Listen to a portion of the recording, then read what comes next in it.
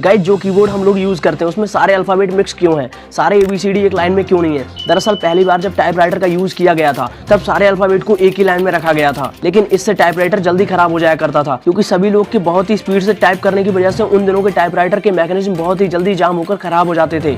इसी परेशानी से निपटने के लिए बेसिकली लोगों के टाइपिंग स्पीड को कम करने के लिए सारे अल्फाबेट को मिक्स कर दिया गया था, जिससे कि लोग जल्दी जल्दी टाइप ना कर पाए। वक्त बदला, नई टेक्नोलॉजी आई, लेकिन पैटर्न आज भी वैसा ही है। गाइस ये इन्फॉर्मेशन आपको कैसी लगी प्लीज कमेंट बॉक्स में जरूर बताएं, और अगर ये वीडियो आपको अच्छा लगा तो प्लीज वीडियो को लाइक कर दीजिए और चैनल को सब्सक्राइब करना बिल्कुल भी ना भूलें। Thank you.